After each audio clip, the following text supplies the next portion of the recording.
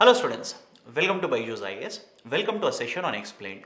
In this particular video, we'll have a discussion related to the concept of operation twist. Very recently, RBI has used this particular tool for the first time to address certain issues in the market. Now, what is this idea of an operation twist? How important it is? What will be done by RBI under this ambit of operation twist? Let's try and understand all the aspects of this particular concept. Now, first thing that you need to understand is that Government of India borrows from the market by issuing bonds which are referred as G securities. In case of India, we call them as G securities. In case of the US, they call them as treasuries. In case of UK, they call them as gilts. Now, be focused on the Indian context. In case of India, these particular G securities are basically issued in two different maturities. We call them as short-term bonds and long-term bonds, or short-term G securities, long-term G securities. And those particular G securities which are having short-term usually will have a maturity period of up to 1 year or less than 1 year, and long-term generally is more than 1 year. For example, in case of the short-term G securities, they could have a maturity of 91 days, 182 days or 364 days, and these are generally called as treasury bills. And in case of those particular bonds which will have a long-term maturity, they can have a maturity period of 5 years, they can have a maturity period of 10 years, and these are generally referred as dated securities. Now, why this is very important? Follow this very carefully. Government of India will raise the money by issuing these particular G securities, but these will be auctioned in the market by RBI. RBI either sells these particular G securities or repurchases these particular G securities. And the operation that is conducted by RBI whenever they sell or purchase these particular G securities is referred as open market operations. Under RBI as a monetary policy tool, there are host of tools which are available for RBI either to increase or decrease the money availability in the market. One such tool that is available for RBI is open market operation. For example, if RBI wants to promote growth in the system, it essentially needs to ensure that money flow in the system will increase. And one of the ways of increasing the money flow in the system is by buying back the G securities which are present in the market. For example, imagine here is a bank B. It is holding on to G securities, or it has purchased G securities. Now RBI will purchase the G security back from the bank and give the money to the bank. As a result of this, RBI is basically pumping the money into the system. And what is expected? With increased money flow in the system, the loans will become cheaper, rate of interest will decrease, and the industrial growth rate will pick up, or in simple terms, GDP growth rate will happen. On the other side, what if RBI wants to control inflation in the market? Then basically RBI will go for an open market operation where they will start selling these particular G securities. And when they sell the G securities, exactly opposite happens. That is, imagine here is a bank, it is sitting on a pile of cash. Now RBI will sell the G security to the bank and take away the money from the banking sector. In simple terms, the money flow in the system will come down, and when money flow comes down, the inflationary trend will also cool down in the market. So this is how RBI will use these particular G securities under open market operations either to promote growth or control inflation. Now in the present context, what is important? Under the ambit of operation twist, what RBI has done basically is it has simultaneously, remember the term simultaneously, brought the G securities which are having long term, that is a 10-year tenure, and it has sold G securities with short term tenures or maturity periods. I'll repeat the statement. In case of operation twist, what RBI has done is to simultaneously sell short term G securities and purchase long term G securities. Now why? What is the importance of this? Please understand, there are two very important terms that you need to be very clear about to understand the concept of a operation twist. One is a concept of a coupon rate, and the second one is a concept of yield rate. Now what is the idea of a coupon rate and a yield rate? Let's say hypothetically, I am Government of India, I will sell a bond to you, and when I sell a G security or a bond, I'll basically say hold on to this particular bond for a period of, let's say hypothetically 1 year, give me 100 rupees today, and after 1 year I will give you 10% rate of interest.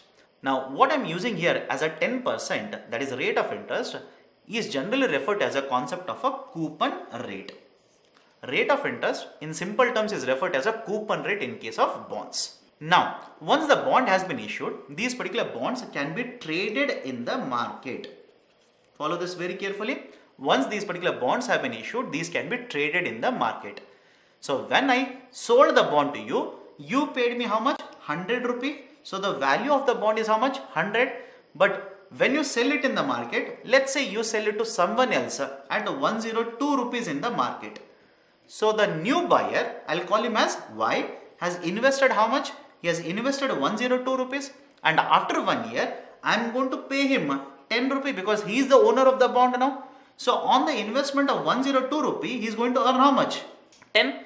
So the return for him will be 10 upon 102 rupee, which will be evidently less than 10%. Have you understand this? You have sold the bond to someone else in the market at 102 rupee. So to him, I am going to pay a coupon amount of 10 rupee because 10% on the value of 100. So I will pay 10 rupee. But his investment right now is how much? 102, on which he is earning 10 rupee. So his returns will be less than 10%. This essentially is referred to as yield rate. So coupon rate is what is nominally given on a bond, but yield rate is how much you are actually earning. It could be more than 10% also. What if rather than purchasing at 102 rupee, he purchases this same bond at 97 rupee? Is it possible? Definitely yes. It all depends on supply and demand forces in the market. So understand this. I am the government, I am issuing a bond to you, and you can trade these particular bonds in the market. You have paid me 100 rupee, but these market prices of the bonds will keep on varying. And when the market prices of the bonds will vary, the coupon rate will remain same, but yield rate will keep on changing. Coupon rate is how much I am going to give on a value of 100 rupee. Yield rate is how much you are actually going to earn. In this example or in this context, if you purchase a bond at 97, or the third person purchases the bond at 97 rupee, he makes an earning of 10 rupee. So his yield rate will be more than 10%. And if you sell the bond at more than 100 rupee and let's say at 102 rupee, the third person will earn 10 rupee on an investment of 102 rupee. His yield rate will be less than 10%. So can I simply say that by looking at these kind of calculation, market prices will have an inverse relationship with the yield rate? In simple terms, as the market prices will keep on increasing, the yield rate will keep on decreasing. As market prices of the bonds will keep on decreasing, yield rates will keep on increasing. That is what you need to remember in terms of the concept of a bond. And this is exactly what happens in case of G securities. Government would issue a G security today with a coupon rate of something. But the market prices of these particular bonds will keep on changing in the market. And when the market prices keep on fluctuating, the yield rates on these particular bonds will also keep on fluctuating. Now why this yield rate is very, very important. Remember this, the government securities of a 10-year maturity are issued, or tenure of 10 years is issued by the government, and usually the yield rates on these particular 10-year G securities are used as a standard. What do you mean by standard? In simple terms, the yield rates of these particular 10-year G securities will determine the interest rates in the market. I'll repeat the statement. The yield rates on these particular 10-year G securities which are issued by the government of India will determine the interest rates in the market. For example, a bank wants to give a loan for a long-term borrower in the market. What kind of a long-term borrower? You could be a housing borrower or a housing loan applicant. You could be a four-wheeler applicant, or you could want to buy so that you want to set up an industry, or you want to expand your manufacturing, or you want to invest in infrastructure. What is common in all these types of borrowers in the market is they want loans for a longer duration. So the problem here is the interest rate that is determined by the banking sector on these long-term loans is related to the yield rates on the long-term or 10-year G securities which are issued by the government. And in the recent times, what has happened is RBI has reduced repo rate in this year alone by 135 basis points. Despite reducing the repo rate by 135 basis points, the banks have not reduced their lending rates in the market. So what has happened is the banks, rather than reducing their lending rate on long-term loans, have basically taken the money, invested in long-term G securities, because there is a concept of a premium or yield premium on these particular long-term G securities. What is this idea of a yield premium? You could purchase a short-term G security, you can also purchase a long-term G security. But what they expect is, when I invest in a long-term G security and the duration is longer, the risk is also higher. So the risk premium on these particular G securities should be higher. In simple terms, the yield rates on these particular long-term G securities should be higher. So look at this. Banks have gotten the benefit of a repo rate reduction from RBI, but they are not transferring this particular benefit by reducing their lending rate on long-term loans. And what is the situation right now in case of India? There is a slowdown in case of Indian economy. And to revive this particular slowdown, RBI wants the banks to reduce their lending rate, so that people will take loan, consumption will be revived in the market, production will be revived in the market. There is this particular idea of a virtuous cycle which will lead to what? Higher GDP growth rates in the coming days. As already mentioned, RBI in the last couple of months or from 2019 has reduced the repo rate by 135 basis points. But the banks have collectively transferred less than 50 basis points in the form of the loan rate of interest reduction. So RBI basically said, by reducing the repo rate by 135 basis points, I have already pushed into the system more than 2 lakh crore rupees. And if after pushing 2 lakh crores also, if the banks are not reducing their lending rate, there is no point in reducing the repo again. That is the precise reason RBI in the recently concluded monetary policy review did not reduce the repo, rather they maintain the same repo. And in order to ensure that the loans will become cheaper or the credit availability will increase in the market, RBI introduced the concept of an operation twist. Now under operation twist, what RBI did was basically purchase the long-term bonds and sell the short-term bonds. Now what will happen because of this particular purchase and selling of these particular bonds simultaneously? It's a very simple concept of a supply and demand forces in the market. Let's try and understand what will happen with the operation twist. So in case of operation twist, as already mentioned, RBI will simultaneously sell short-term G securities and purchase long-term G securities. Now what is the impact of this? Let's try and understand. So understand this, whenever in the market the supply of anything increases, the value should decrease, and the demand for anything increases, the value should increase. Is it okay? I'll repeat the statement.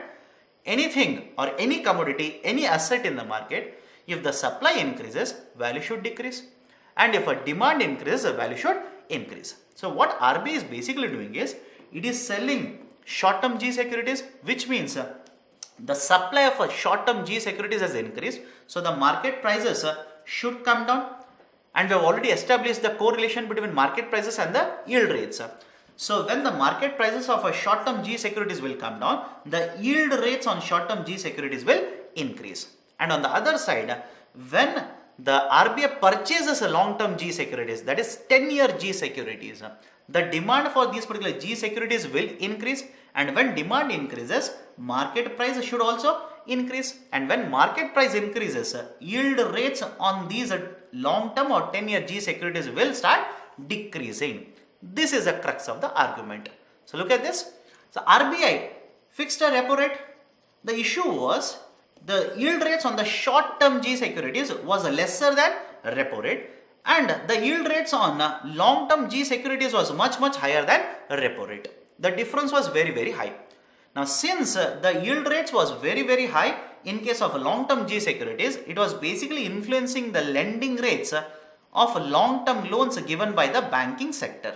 And since the lending rates are higher, you cannot expect a market to borrow heavily from the banking sector because of a higher rate of interest. So it is going to have a limiting impact on a recovery of the growth in the Indian economy. So RBI, by purchasing G security, has increased the demand for long-term G security, increased the market prices for these particular long-term or 10-year G security, which has led to reduction in the yield rates of these particular G security. So when the yield rates on these 10-year G securities will decrease, you also expect the lending rates which will be influenced by these yield rates to also reduce. And when the lending rates by the banks will reduce like this, you can expect more offtake of loans for long-term borrowings such as housing loans, vehicle loans, infrastructure loans, industrial loans. And whenever the offtake of these loans will increase, what we can expect is the production will increase in the market, consumption will also increase in the market. Overall, there is a virtuous cycle which is going to be established or revived, leading to higher GDP growth rate. This is the most important outcome that is expected from this concept of an operation twist. Apart from this, another very important outcome of operation twist will also be this. Government of India wants to borrow from the market now. Why? In the present situation, the tax receipts of Government of India have been much lesser than what was estimated, whereas the expenditure has overshot, and in the coming days they should have a higher expenditure also. For a simple reason, they want to revive the economic growth cycle, and in order to have higher expenditure, they need to borrow heavily from the market. Earlier, since the yield rate on a 10-year G security was very high, the borrowing cost for Government of India was also very high. Now with the operation twist which has been conducted by RBI, what we expect is the yield rate on these particular 10-year G securities will come down, and when yield rates will come down, the borrowing cost, that is in simple terms, when the 10-year G securities will be issued by government now, will provide a lesser coupon rate. As a result of this, the borrowing cost for Government of India is also expected to come down. So this is a basic discussion related to the concept of an operation twist. But having said so, please understand this. The RBI has to conduct this particular operation twist multiple times so as to ensure that the overall credit availability in the market will become cheaper, or the rates of interest will become cheaper in the coming days. You cannot do it if you conduct the operation twist only once or twice. It has to be done multiple times, as it was done by US government back in the year 2011 and 2012. So this is a basic discussion related to the concept of operation twist. Thank you. Have a good day.